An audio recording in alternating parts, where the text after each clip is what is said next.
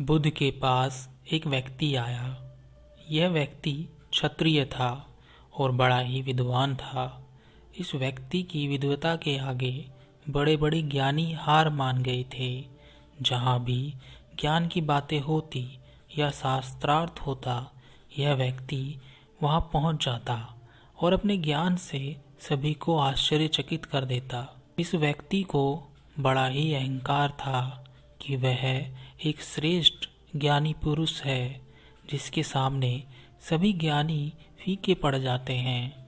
जब इस व्यक्ति ने बुद्ध के बारे में सुना कि बुद्ध को परम ज्ञान की प्राप्ति हुई है, तब उसे अपने ज्ञान को श्रेष्ठ दिखाने का एक और मौका मिला। उसने सोचा कि वह बुद्ध से जाकर शास्त्रार्थ करेगा और बुद्ध के ज्ञान को झूठा साबित करेगा, जिससे उसकी ख्याति और ज़्यादा बढ़ेगी। बुद्ध के समक्ष जाते समय रास्ते में उस व्यक्ति को यह पता चला कि बुद्ध ईश्वर की बात नहीं करते। तब उसने सोचा कि वह बुद्ध से ईश्वर के बारे में ही पूछेगा।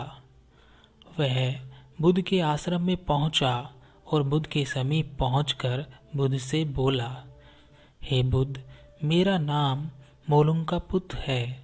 मैं क्षत्रिय हूँ, साथ ही श्रेष्ठ विद्वान भी हूँ। मेरा एक प्रश्न है जिसका उत्तर आज तक मुझे कोई नहीं दे पाया। मैंने सुना है कि आपको परम सत्य प्राप्त हुआ है।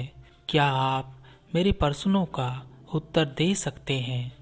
मैं जानना चाहता हूँ कि ईश्वर है या नहीं। बुद्ध मुस्कुराए और बोले, क्या तुम सच में ईश्वर के बारे में जानना चाहते हो या अपने ज्ञान का प्रदर्शन करने आए हो? वह व्यक्ति बोला, हे बुद्ध, क्या आप मेरे प्रश्नों के उत्तर नहीं देंगे? बुद्ध ने कहा, मैं तुम्हारे हर प्रश्न का उत्तर दूंगा, लेकिन क्या इतने बड़े प्रश्न का उत्तर पाने के लिए तुम कुछ दांव पर भी लगा सकते हो? क्योंकि ऐसे प्रश्नों का उत्तर सहज नहीं मिलता। उस व्यक्ति ने सोचा, बुद्ध मुझसे ज़्यादा से ज़्यादा क्या मांग लेंगे? धन दौलत वह मेरे पास असीम है, या मेरी जान मांग लेंगे तो मैं वह भी दे सकता हूँ। कुछ सोचने के बाद वह व्यक्ति बुद्ध से बोला, ठीक है बुद्ध, जो आप कहें वह मैं करने के लिए तैयार हूँ। मैं अपनी समस्त संपत्ति दे सकता हूँ, या कहें तो मैं अपनी जान भी दे सकता हूँ। बुद्ध मुस्कुराए और बोले, यह सब मुझे नहीं चाहिए। मुझे केवल तुम्हारा मौन चाहिए। 2 वर्ष तक तुम्हें यहाँ मेरे पास आश्रम में रहना है। इन 2 वर्षों तक तुम्हें मौन धारण करना है। अगर तुम 2 वर्ष तक मौन धारण कर पाए तो ठीक आज से 2 वर्ष बाद मैं तुम्हारे सभी प्रश्नों के उत्तर दूंगा। वह व्यक्ति घबराया और उसे लगा कि बुद्ध ने यह क्या कह दिया। वह मुझसे मेरी जान मांग लेते तो मैं दे देता, लेकिन अगर मैं 2 वर्ष तक मौन धारण कर लूँगा तो लोग मुझे भूल जाएंगे। मैं किसी को अपना ज्ञान प्रदर्शित भी नहीं कर पाऊँगा।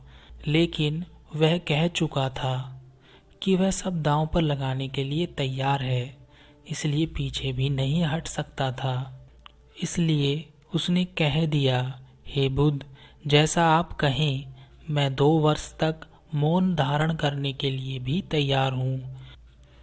बुद्ध ने उस व्यक्ति से कहा, आज तुम आराम करो, कल सुबह से तुम्हें मौन धारण करना है।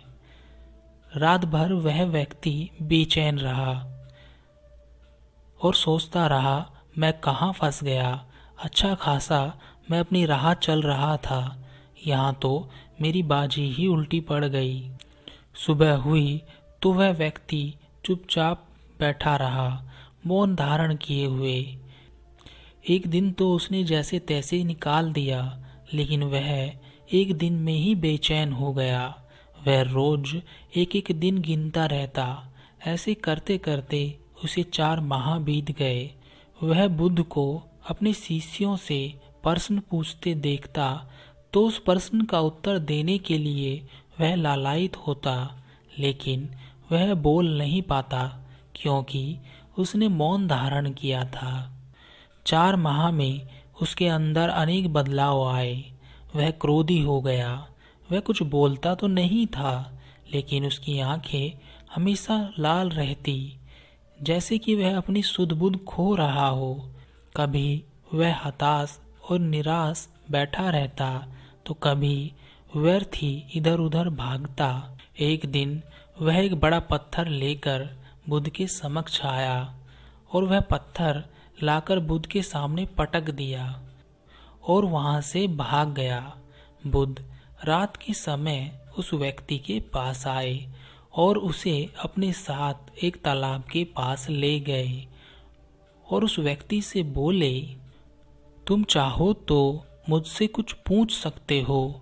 मैं तुम्हें कुछ समय के लिए मौन तोड़ने की इजाज़त दे सकता हूँ। उस व्यक्ति ने ना में अपनी गर्दन हिला दी। बुद्ध ने कहा, तुम दृढ़ संकल्पी हो। तुम तालाब में देखो, क्या तुम्हें तालाब में चंद्रमा दिखाई देता है? उस व्यक्ति ने हाँ में गर्दन हिलाई। बुद्ध ने कहा, अब एक बड़ा पत्थर लेकर आओ और उस पत्थर को इस तालाब में फेंक दो। उस व्यक्ति ने एक बड़ा पत्थर लिया और उस तालाब में फेंक दिया। बुद्ध ने कहा, अब इस तालाब में चंद्रमा को देखो, क्या तुम्हें चंद्रमा वैसा ही स्पष्ट दिख रहा है जैसा कि पहले दिख रहा था? उस व्यक्ति ने ना में गर्दन हिलाई। बुद्ध ने उस व्यक्ति से कहा, जैसे एक शांत पानी में चंद्रमा बिल्कुल वैसा ही दिखता है जैसा कि वह है, उसी प्रकार मौन धारण किए हुए व्यक्ति को सभी चीजें स्पष्ट दिखाई देती हैं, लेकिन तुमने जो मौन धारण किया है वह ऊपरी है। तुम्हारे अंदर ना जाने कितनी आवाजें हैं, कितना शोर है। क्या तुम अंदर ही अंदर सबसे बात नहीं करते? उनसे भी जो यहाँ नहीं हैं, तुम बातें करते रहते हो। पानी में पत्थर मारने से पानी में हलचल होती है। इसी हलचल के कारण पानी में तुम्हें चंद्रमा सही प्रकार से दिखाई नहीं देगा। जितनी ज़्यादा हलचल होगी उतना ही तुम सत्य से दूर रहोगे। इन 4 माह में बाहरी मौन धारण करके तुमने अपने अंदर जो ऊर्जा एकत्रित की है उसे व्यर्थ क्रोध में नष्ट मत करो। उसे अपने शरीर में ही समाहित होने दो। अपने आप को शांत पानी की तरह बनाओ जिसमें तुम हर परछाई को स्पष्ट रूप से देख पाओगे। वह व्यक्ति बुद्ध के चरणों में गिर पड़ा। उसके बाद उस व्यक्ति ने 2 वर्ष तक बाहरी मौन के साथ साथ आंतरिक मौन को भी साधा। 2 वर्ष पूरे हो जाने के बाद बुद्ध ने उस व्यक्ति से पूछा, तुम्हारे 2 वर्ष पूरे हो चुके हैं, तुम जो पूछना चाहते हो वह पूछ सकते हो। 2 वर्ष के बाद उस व्यक्ति ने पहली बार अपने मुख से पहला शब्द बोला, बुद्ध।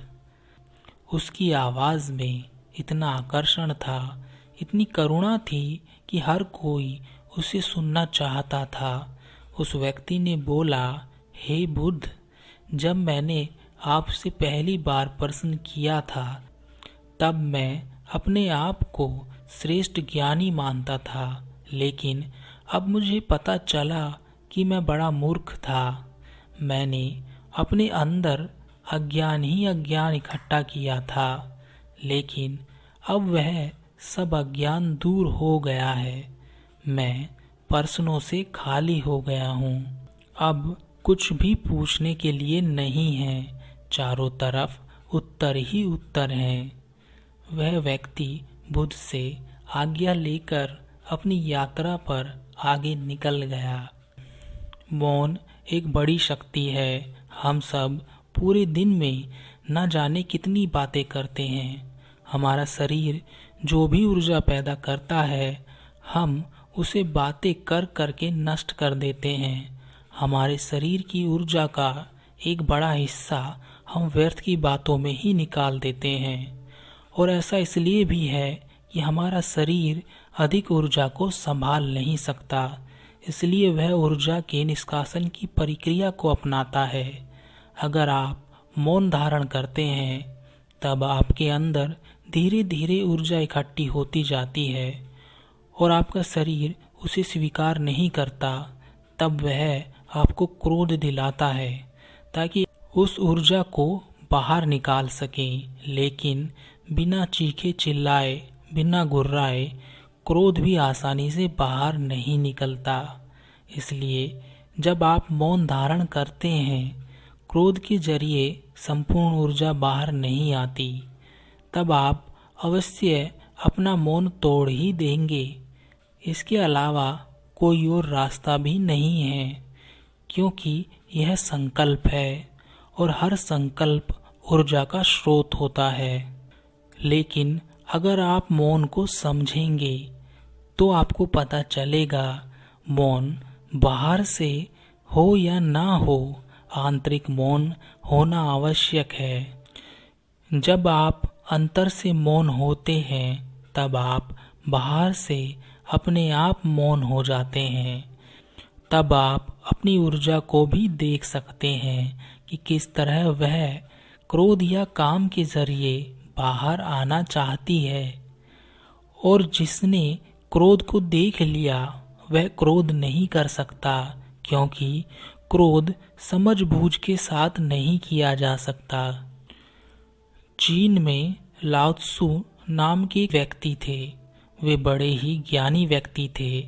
बड़े बड़े व्यक्ति उनसे ज्ञान लेने के लिए आते रहते थे। ऐसे ही एक दिन एक बड़ा अधिकारी उनके आश्रम में उनके प्रति सम्मान प्रकट करने के लिए और ज्ञान प्राप्त करने के लिए आया। उसने लाओ त्सु से कहा, मेरे पास बहुत काम है, मैं हमेशा व्यस्त रहता हूँ, इसलिए मैं किसी धर्म चर्चा या सत्संग में नहीं जा पाता। क्या आप मेरे जैसे व्यस्त व्यक्ति के लिए भी एक या दो वाक्यों में कुछ ऐसा बता सकते हैं जिससे मैं धर्म का सार समझ सकूं? लाओ त्सु ने कहा, हाँ अवश्य, मैं आपको एक शब्द में ही बता सकता हूँ। अधिकारी ने जिज्ञासावश पूछा, और वह क्या है? लाओ त्सु ने कहा, मौन। और मौन किसकी तरफ ले जाता है? लाओ त्सु ने कहा, ध्यान। और ध्यान क्या है? लाओ त्सु ने कहा, मौन।